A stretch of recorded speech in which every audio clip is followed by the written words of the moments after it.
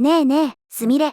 今日はどんな話題について話していくと？葵、今日はね、あのエンタメの帝国ディズニーが今月22日、数百人規模の従業員を一斉に解雇したという世界中に激震が走っている話題についてよ。現在、特にトイストーリーやインサイドヘッドを生み出してきた最高峰のアニメーションスタジオ、ピクサーの従業員が大きな影響を受けていて、深刻な事態になっているの。ディズニーが数百人も解雇したと？しかも、あのピクサーのスタッフまでリストラされたん？ナンバシトット。ピクサーって言ったら CG アニメのパイオニアで出せば大ヒットの超名門スタジオやんか。ニュースでトイストーリー最新作大ヒットとかインサイドヘッド大成功で表面的なことしか見とらんかったけん。裏でそんなバサバサ首切りが行われとるなんて夢にも思わんかったばい。ディズニーさん、表では夢と魔法の王国とか言いながら、裏ではめちゃくちゃ冷酷に社員をクビにしとるってこと？今日はディズニーとピクサーで起きた突然の大規模解雇劇の全貌。そしてなぜピクサーがここまで追い詰められたのか、オリジナル映画大爆死の裏側と今後の厳しすぎる現実について徹底的に解説していくよ。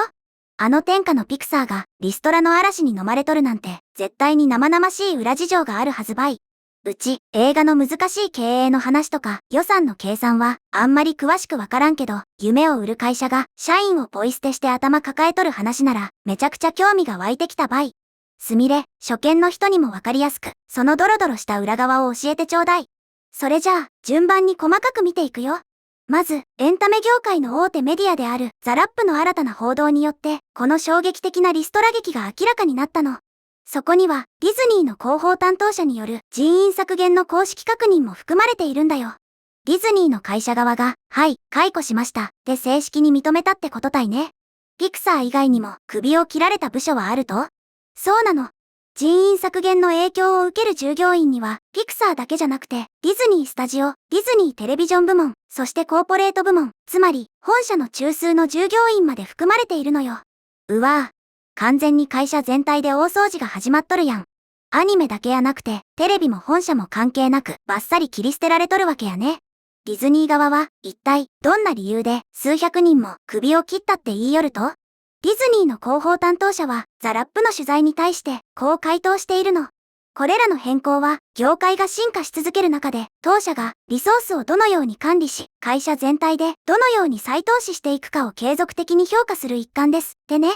リソースの管理に再投資の継続的評価。相変わらず横文字使って難しく言いよるけど、要するにお金がない件、いらん社員の給料カットして経費削減しますって言っとるだけやん。どこが進化なんよ。ただの経営悪化のツケを社員に払わせとるだけたい。冷酷すぎるばい。で、実際にクビになった人ってどれくらいの人数になると？影響を受ける従業員の正確な人数はまだ公式には確認されていないの。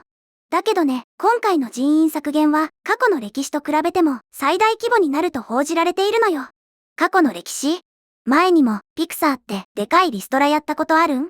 そうなの。ピクサーは動画配信プラットフォームであるディズニープラス向けのコンテンツ制作の急激な減速に対応するために2024年に従業員の 14% 人数にして約175人ものスタッフを削減したことがあるの。今回の解雇劇はそれ以来、つまり過去2年間で最大規模の人員削減になると言われているんだよ。2年前にも 14% も首切っといて、2年後の今年またそれ以上の大リストラをやっとると。どんだけ社員の数が減っていっとんと。ピクサーのクリエイターの人たち、今頃、次は自分の番かもしれないってガクガク震えながらパソコン向かっとるやろうね。地獄絵図体。でもさ、すみれ。ピクサーって映画出せば毎回何千億円も稼ぐ化け物スタジオやったやん。なんで2年連続でそんな惨めなリストラを繰り返さなきゃいかんほど追い詰められとると？その最大の原因とされているのがピクサーの近年の業績不振なの。特に既存のシリーズものではないオリジナル映画の歴史的な不振が今回の首切りの直接的な引き金になったとされているんだよ。ああ、オリジナル映画。つまり、トイストーリーとかの続編やなくて、完全新作の映画のことたいね。それって、具体的に、どの映画がこけてしまったんと？記憶に新しいところだと、まず、2025年に公開された完全オリジナル映画、エリオだよ。この作品は、世界中で大失敗に終わってしまって、ピクサーの長い歴史の中で、史上最低のオープニング週末興行収入という、不名誉な記録を打ち立ててしまったの。ピクサー史上最低のロケットスタート。あんなに宣伝しとったのに、初週末に誰も映画館に来んかったってこと？そりゃあ大分でばい。それだけじゃないのよ。エリオが大失敗に終わった直後、ピクサーの前作となった最新のオリジナル映画、ホッパーズも劇場で採算を取るのにものすごく苦労したの。ザ・ラップによると、ピクサーでの今回の一斉人員削減は、制作費1億5000万ドル、約225億円に対して、全世界での興行収入が3億8950万ドルにとどまったホッパーズの不振が部分的に原因とされているのよ。ちょっと待って。作るのに1億5000万ドルかかって、世界で3億8950万ドル稼いだんやろ？一見したら2億ドル以上も儲かっとるやん。大ヒット体って思うっちゃけど、なんでそれが不審扱いされて、クビの理由になるんと？葵、そこが映画ビジネスの罠なのよ。映画っていうのは、興行収入の全額がスタジオに入るわけじゃないの。半分近くは映画館側の取り分になるし、さらに制作費とは別に世界中で CM を流したり、ポスターを貼ったりするための巨額の宣伝費、マーケティング費用が1億ドル単位で別にかかっているの。ああ、なるほど。映画館に半分持っていかれて、さらに宣伝費も引かれたら、3億8950万ドル売れても、全然手元にお金が残らんってことたいね。まさにその通り。だから、ザ・ラップも、この、ホッパーズの3億8950万ドルという数字は、損益分岐点、つまり、赤字と黒字の境界線に、わずかに届かない数字だったと伝えているの。つまり、巨額の予算と宣伝費をつぎ込んだのに、最終的に赤字になってしまったということなのよ。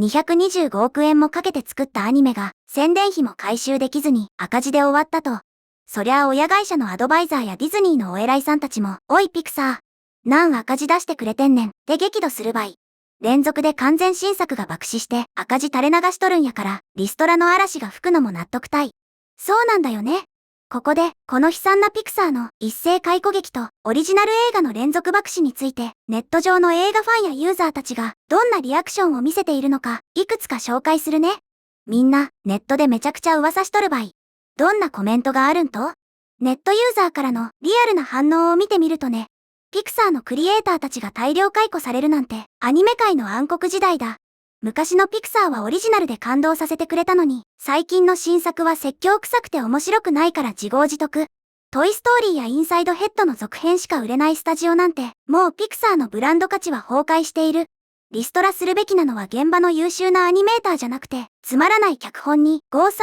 インを出した無能な経営陣だろ、という風に、現場のスタッフへの同情と、近年のピクサーの作品内容や経営陣に対する激しい批判が殺到しているの。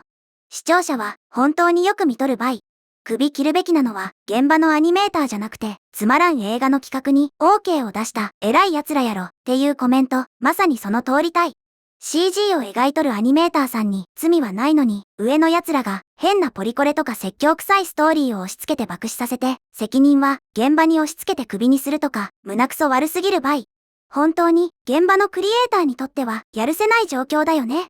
そしてね、この大規模解雇を経て、ディズニーとピクサーが今後、どんな映画を作っていこうとしているのか、その、あまりにも極端で、なりふり構わない今後の戦略について、ここで核心に触れていくんだけど、でもその前に、ここでみんなにお願いがあるの。もし、この動画が面白いなって思ったら、ぜひ、チャンネル登録とグッドボタン、高評価を押してね。うちからも、チャンネル登録とグッドボタン、高評価、ポチッとよろしく頼むばい。それじゃあ、続きを話していくよ。実はね、今回のリストラを経て、ピクサーは、これまでの映画作りの方針を完全にガラリと変えざるを得なくなっているの。現在、ピクサーは、続編とオリジナル映画をいくつか制作中なんだけど、そのラインナップが、すごく極端なのよ。どんな映画を作っとると？まず、2027年公開予定の完全新作、ガットに続いて、2028年には、大ヒット作の続編、インクレディブルファミリー、第3作。そして2029年には、あの泣ける名作の続編、リメンバー・ミー第2作が公開予定なの。さらに、あの超有名作、モンスターズ・インクシリーズの第3作目も、初期開発段階にあると報じられているのよ。ちょっと待って。インクレディブル3に、リメンバー・ミー2に、モンスターズ・インク 3？ 有名どころの過去のヒット作の続編を、これでもかと言わんばかりに引っ張り出しまくっとるやん。露骨すぎるばい。そうなの。これには、明確な理由があってね。ピクサーの近年のヒット作を振り返ってみると、トイストーリー5は全世界興行収入が10億ドル、約1500億円に迫る歴史的大ヒットを記録しているし、インサイドヘッド2も歴史的な大成功を収めたよね。つまり、過去の有名 IP のフランチャイズ作品、続編は確実に何千億円も稼いでくれるのよ。